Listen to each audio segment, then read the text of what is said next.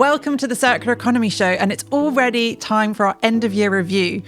I'm once again joined by my colleagues Finn and Lou. Thanks for joining. Hello, nice to be here. It's been an amazing year for the podcast and for the circular economy. I think we've recorded about 35 episodes. We've covered loads of stuff, and I've asked you both to pick out a few highlights today. I've picked out a couple myself. Tough decision.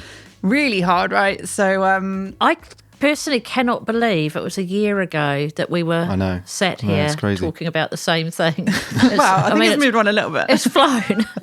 It's literally flown. Yeah, it really has. It's been a busy year. Yeah. Well, should we start by... Let's get into it. Looking at Finn's first clip. What have you gone for? So, like I say, hard decision, really. There's been some great episodes this year, different formats as well, which is always interesting. I've gone for the final episode of our most recent series of why circular business model failed to scale. Yeah. With yourself, Pippa, and Maddie and Ella. And the particular episode is about getting leadership involved right from the start. So we'll hear a little bit in the clip about Ella sort of talking about not just leadership from the start, but about how sort of KPIs and metrics are sort of optimized for linearity, really, not really telling the circular story in the best light, and how we can change that. And then we get into some sort of case studies, and Maddie explains a little bit about a retailer who tried a reuse model, and when scaling was attempted, the sort of leadership team weren't really involved and didn't have that sort of affection to the product. So yeah, I think definitely recommend the full series. And yeah, let's take a look at the clip. No matter how good a circular business model pilot or implementation project is, it's not going to scale unless leadership are involved and early. That's something that came up in every interview I think that we had. We had a lot of push from participants that was a really crucial point that we had to talk to. There's something that we know about circular business models is they are going to require efforts from many different areas of an organisation. We're talking about changes or iterations or evolutions to, in some instances, all departments, certainly if we're looking at a broad scale transformation. So there's something about how we make sure that the leadership are bought in and they have that as a priority so they can carry on pushing for it, whatever new priorities surface, but also about how you can bring the different functions in on the journey with you and make them part of that story and make them really care. Something specific that we found in this area, which was really interesting, was around KPIs. So oftentimes the kind of standard KPIs of an organisation will actually massively impede your ability to make your circular business model scale. So, for example, if your sales team are working on a KPI that's all about volume of volume of sales of new goods, if you bring in a model that doesn't speak to that doesn't, success isn't demonstrated in that way, they're not going to sell it. I'm really glad you picked that one out, Finn, because it really resonated with me. I think I said at the beginning of that series that we really focus on the successes and why we need a circular economy and all of that kind of thing. But we don't take a big step back, and it's also quite vulnerable to talk about failure 100%, definitely, yeah. And the challenges. And I think from looking at the feedback on that stuff, it's really resonated with the audience as well. Yeah. My first clip sort of speaks to the same thing as well. I'm going to take us back to the Arc'teryx episode that we recorded in spring and summer this year. So that was a mixture of Seb speaking to Katie Wilson from Arc'teryx in Amsterdam in a really beautiful room. Yeah, great setting, I mean, you should wasn't it? Watch that on YouTube just 100%. to see the room setting, like the stained glass windows, the carpet was beautiful. That's not why you should listen to it. That's not why I picked it out. And I also went into the Arc'teryx flagship in London to actually see the tangible circular business model repair centre. So that was really cool. But I've picked out a clip of Katie talking about the challenges of applying circular business models to their work, which Seb spoke to her about. So should we have a look at that? Yeah, defo. I think the challenges are they're interesting. Like they can be quite boring in some ways. It's things like having a point of sale system that allows you to manage a SKU, like a single SKU from a product that was brought into a store so that you can resell it.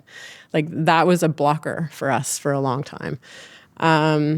It's just having headcount or capacity to go out and like rebuild the system we've got in North America in another region. Because you kind of have to start from the ground up, like what are the warehouses? Who are the providers? There's not a globally scaled and consistent experience. And sometimes we're doing it ourselves, and sometimes we've got partners, and replicating that globally is a different kind of challenge. And then I think it's like looking at what are those revenue streams, like where's the legitimate revenue stream coming from? Like, how are we making this, there's things like repairs, which we offer. Is there a revenue model in there, or is free the way to go and build loyalty? And like, if we say no to revenue and repairs, that's kind of shutting down a whole revenue stream in the circularity space. So really kind of teasing those conversations up and down, and like the way I've operated in the business is really quite opportunistic. So we kind of just keep riding the waves, and then when we hear things move favorably, try to strike. So Lou, on to you. What was one of your standout moments of the year? Definitely two powerhouses in the room, Jonquil Hackenberg and Lindsay Hooper, who is from the University of Cambridge Institute for Sustainability Leadership. Sorry, I struggled to get that one out. It's a big one. And Jonquil, who's the Ellen MacArthur, our CEO. Yeah. Talk about two women of power, and the conversation was actually riveting. It's actually one of the longest podcasts of this year, because when it came to trying to edit it, I kept thinking, no, that's too good to go. Luxury. That's too good to go. I mean, you could sort of get the sense that these two might become betters in real life. And they both said they'd love to meet. I don't know if they have met up in person since, but talk about gel. And I've picked a clip. They focused specifically on market transformation. And this bit is where Jonquil asks Lindsay what NGOs, such as ourselves, can do to enable the mobilisation of that transition.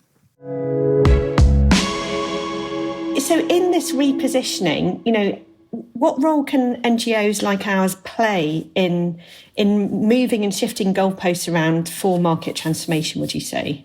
So if we talk about market-wide change, no single business can do this. We can't rely on a small group of heroic businesses to somehow take leadership and hope the rest will follow, or to somehow be sufficiently compelling and persuasive enough that they will tilt whole markets.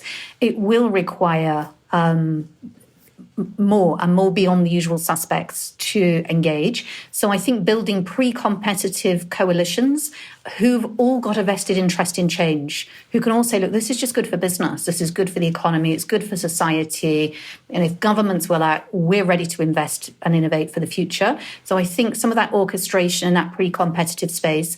I think there's also a role in supporting some of the market making within value chains. In some sectors that absolutely need to transition, it's incredibly fragmented. And some of the work to actually bridge and create the acceleration infrastructure between the macro, where we know it needs to change and there's high level analysis or policy, and the huge range of potential solutions that are kind of all around us. And that was just a taster of the rest of that episode. I mean, it was absolutely engaging. And like Lindsay was so good, we had her on the podcast twice this year. Yeah, the insights are brilliant. Yeah, incredible. Fimbo, what was your second fave of the year? Yeah, I mean, slightly easier decision actually, because this was my first in-person interview actually since I've been working on the podcast. We all went up to London, didn't we? We hired a studio up there, and I spoke to Deb Caldo from Diageo and Rachel O'Reilly from Essentia Song. And this sort of was part of our marketing playbook work. And the specific episode was about sort of marketers' role in scaling the circular economy and what they can do and what they can provide. I think one of the things I found interesting was just how powerful marketers can be in communicating definitely. The circular economy and really sort of bringing it to the consumer. And in this particular clip, you get a nice sort of back and forth between Rachel and Deb, because Rachel gives a nice consumer angle with the work with the Censure song. And then Deb sort of, as the episode goes on, gives you a bit more of the sort of behind the scenes reality of getting internal buy-in for a circular solution. We know that that's not easy. We've spoken about sort of the circular business models failing to scale, and internal buy-in is a huge part of that. So yeah, I really enjoyed the episode. I think people will love it. Definitely check out the full episode, and here's the clip. Marketers, if I can be so bold, are one of the, if not the driving forces behind sustainability. If you think about what marketers have always done, they've always convinced people of something to fall in love with. That's their job. And I think when it comes to sustainability, suddenly we lose our minds because we stop thinking about that. We start going very technically. We think about risk and how we can suddenly convert people to do something they're not doing. But if you ignore all that and go back to the basics, marketers are there to help sell stories, to talk about stories. And that's what sustainability is at its core. So I think they're absolutely fundamental. Nice. And Deb, anything from you on that? Yeah, I mean, I couldn't agree more that whilst it might not be obvious to most marketers at the moment, that actually there is a real role. And it's about what you're talking about there, which is the ability to take a bit of a leap, help consumers take a bit of a leap, and also make things desirable. So when we talk about circular solutions that are good for the planet, we also need for them to be desirable for consumers. And that is what marketers should do, by their very nature, and apply it now to a big question with the world. So, yeah. And inherently by doing that, you get the benefits of fostering longer term relationships with the brands, more points of sale. Okay, so we've identified the opportunity. How do we then market those innovations? So Rachel, if you could give us a consumer angle to that. I think what's been really interesting when we've been doing our research, and that's with people who are often left off out of the sustainability conversation, people are innately circular and sustainable in their behaviours. It's very innate to try and circulate crop rotations, for example. It's very innate to look after the things that we care about. I think what that shows really nicely is how many people and how many different departments and groups you have to have involved to scale a circular economy. Definitely, yeah. And maybe this is a slightly awkward segue to Lou's next clip, but you have picked one with an actual producer who's like sort of at the coalface, maybe that's not the right phrase to use in a circular economy, of that transition. So tell us about that. Yeah. Chloe Stewart from Nibs, etc. I spoke to her, and I actually recall saying to her in the podcast, because it was back at the beginning of this year, you are so inspirational to listen to. She's only young, and as Fimbo pointed out earlier, she is firing on all cylinders on socials. She basically makes upcycled granolas and healthy snacks. And I guess I started with asking her the obvious question, because I'm sure most people, when you go to the supermarket and see upcycled on your packet of granola, you're probably not sure what it means, right? So here's Chloe eloquently explaining exactly what she means.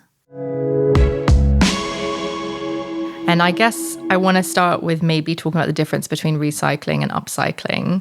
So recycling, you would take a material, a plastic or a metal, for example, and you'd break it down to its original components, and then you turn it into something similar to what it was, or slightly less lower quality than it was. So typically with plastic, you can never make it quite the same quality. Yeah. With upcycling, this is how I like to think of it, is you're breaking sort of ingredients down, or you're taking something that has been considered waste, or, a side stream or a byproduct of something else. So it's a secondary item, secondary product or ingredient.